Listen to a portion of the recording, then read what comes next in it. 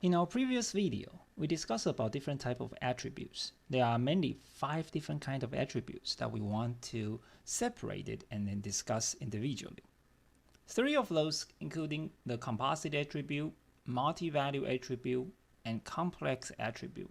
Because they have some similarities, so I want to emphasize on these attributes one more time as the beginning of this video. Another 2 types of the attributes we discussed, including null attribute that can have a meaning of not applicable or unknown to represent the null information in database. Another one is the derived attribute indicating the value can be calculated from some other stored information. And therefore, null as well as the derived attribute has less confusion. But composite attribute, multi-value attribute, and complex attribute, they are sometimes very confusable. So for a composite attribute, as we discussed earlier, it is an attribute that can be further divided into smaller subparts. So for example, address. So they can be further divided into street, city, state, zip code. A name, person's name, can have first name, middle name, and last name. Another one is a phone number as another example. It can separate into area code plus the rest of the numbers. So those are the attributes can be further divided, and that's what we call a composite attribute. To represent this in the ER diagram, we create an oval, and all separatable attributes are put on top of the oval, connected by another line. For multi-value attribute, they are an attribute may have a set of values. So sometimes these kind of attributes can have more than one value to be stored in the one attribute. In computer science perspective, if you create one variable, you store one value. However, for these kind of things, you then need to create an array to design for this type of attribute so that you will be able to store all possible values going to be there. And again, this is indicating it may have a set of values. Not necessarily everyone have that. So for example, degree, you can have double major, you can have triple major. So when someone appears in your database, your data need to be able to handle that. Another example is the color of the cars we discussed in our previous video. Some cars can have 2 colors or more. And you will be able to set up a limitation, say that a car can have more than 1 color and probably no more than 3. So you can set up some rules when you design the database. But to handle these kind of things, they have possibly have multiple values to be stored in one attribute. Then that is going to be our multi-value attribute. That requires special treatment in this case. The combination of the 2 is what we call a complex attribute. So a complex attribute is a combination of composite versus plus the multi-value. So a good example is your address. So address itself can be further divided into street, city, state, and zip code, and a person may have multiple addresses that need to be stored. In that case, if your address is treated as a composite attribute and you want to store multiple of the address for the target, it is going to be a complex attribute. The same thing with the phone. If the phone number saying that you can store any kind of phone, so you can have your cell phone, you can have an office phone, you can have your home phone. If you are not separate each one with an individual attribute, and instead you create a complex attribute to hold whatever users want to input for their phone, then it will become a multiple phone numbers and forms a complex attribute. So I hope these slides can clarify any confusions that you may have regarding to the composite, multi-value, as well as the complex attribute. Now let's look into an example to have a little bit more understandings about this. A database usually contains a group of entities that are similar. So for example, a car. An entity type defines a collection of entities that have the same attributes. So if we are looking at car as a target, that a car is our entity.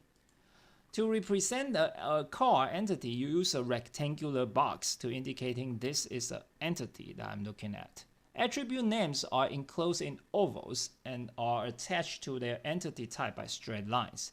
Composite attributes are attached to their component attributes by straight lines. Multi-value attributes are represented in a double oval attributes. So this is going to be a good example for you to understand. So think about this. Based on what you have known right now, if you look into this figure, you can understand now we are going to create a database. The database is about a car. So car is one of the entities that I'm interested in. There are several different things I want to keep track of. The registration, it has a composite attribute format indicating registration is composed of state and number. Think about your tag number. Every state have their own design with their own representations of the numbers. So you need to know which state you are looking at so that you can find the cars. If you only have the number without a state, it will give you some difficulties. And therefore, registration is a composite attribute that comes from state plus the number of your tag number. Vehicle ID, VIN number, every car has a VIN number, so that's a thing, and it doesn't make any sense to further divide that into smaller things, and therefore it's neither composite attribute nor multi-value attribute. Year, make, model, they are basic attributes regarding to the cars, and you should all know about that. Color, in another case, like we said earlier, a car may have multiple colors. So now we need to use a double oval to indicating that you can have multiple colors. This database will be able to handle that. So this is the design of the entity for the car. If we look deeper into it, and then seeing that the car is composed of the following attributes: registration, vehicle, ID, make, model, year, and color. So you can see that the color is a special sign over there indicating it can be a multi-value attribute. So you can see if we really look into car number one, it's ABC123 Texas car. The VIN number is like this one, Ford Mustang convertible 2004. You have two colors over here. So this is an example of what the real data would look like. Another car, number two, you can see there's only one color out of it, and therefore that's totally fine. A multi-value attribute is designed there to hold multiple values. However, if you only have a single value, that's totally fine because it's designed to capture all special cases that you may have. One thing that we have not mentioned is what we call a key attribute. So if we go back to the slides, you can see that the one that I put an underline under the registration indicating that is the key attribute that I would use to identify every single car that I stored in the database. Just like your social security number. Your social security number is a perfect key attribute to be underlined using that number to find any one of you. Sometimes you have choices, like the car example. You have two choices. You can use registration, underline that, or you can underline the vehicle ID, VIN number as the key attribute. So in this case, you have multiple choices. The design is based on your choice. For some scenarios, registration for most of us is easier to remember. I wonder how many of you guys remember your vehicle number, VIN number. Most of people don't. I don't. But I do have one student previously be able to name all the numbers of his vehicle number because that is a collectible. He owned the car for a while already, and that's like passed from his father. So in that case, they know about the vehicle number, VIN number. Another example I want to mention over here is this. Say if you are a car dealer, you try to do the maintenance of the cars. Most of you guys will notice that when you drive your car to the car dealer, they scan your barcode for the VIN number because to them, VIN number is more convenient than your registration number. So like I said, these are the choices that you can have. It's hard to say that which one is better than which one. It all depends on the situation. Another good example is in UCA. Okay, whenever you go to registration office or whenever you go to the financial office, what they ask you for the first thing is your student ID. Think about this. Why aren't they ask you about social security number? Because we can use social security number to identify each one of us. But we don't do that because there are some privacy issues about the social security number, so that the schools design a student ID for you and you use the student ID to identify every single one of you. And that is the choices that you can have. And therefore, you need to make your decisions not necessarily in the ER diagram design. You will see some of the ER diagram later that there are two attributes are being underlined. That means there are some choices over there. In terms of the database terminology, we can underline primary key or we can underline all the candidate keys. When we do the implementation, that is when we need to make our decision. In ER diagram, sometimes you can just make the decision, sometimes you can mark out all the possible candidate keys. So important constraint on the entity for entity type is the key on the attributes. An attribute of an entity type for which each entity must have a unique value is what we call a key attribute. A key attribute can be composite. So in our example, the vehicle tag number is the key for the car entity type and is composed of two attributes, and that's totally fine. You need to get your state, you need to get your tag number. Combining the two things then forms your key attribute. An entity may have more than one key, and that is something you can choose to underline, so to specify which one is the choice that you make. So you can see that this is what we have. You can totally underline the vehicle ID with or without this line over there, that all considered as correct. And therefore, when we understand these examples, it is time for us to look back into the examples that we have seen about the company database. Remember that the company database is composed of 4 tables. Each one of them has their requirements descriptions. So their initial design is shown on the following slide. The initial attribute shown derived from the requirement description. And therefore, if we look into the department, think about this. What is the department entity looks like based on the descriptions here? Let's work on this together. Each department has a name. So first of all, because we are talking about departments, we need to draw a rectangular of the department. Then department has a name, a number, and an employee who manages the department. So obviously it has 3 attributes. Name attribute, oval, number, oval, employee who manages the department. So who is the manager? Another oval over there. We keep track of the start date of the department manager. So not only that, we also need to know what time, when did it start about the manager. A department may have several locations. So obviously you can see this is going to be a multi-value attribute. And therefore, for choice number 1, your design can look like this. A department with name, number, manager, manager start date, as well as a multi-value of the locations. Over here, there are 2 choices you can make. You can make name of the department as the key attribute. You can make number of the department become an attribute. So those are the choices you can have. And therefore, you can underline number, you can underline name, or you can underline both of them, indicating they are both candidate keys. To me, number in here has its service. If we are going to choose the name of the department as the key attribute, in fact, we don't need number anyway. Therefore, it is, to my intuitive, better to have the number underlined, indicating that as the attribute. So like I said, this is one of the choice. Some of you may have noticed when you are drawing or when you are designing this one, you will understand manager is the one who manages the department, and we also keep track of the manager start date. So basically, manager start date is associated with the manager.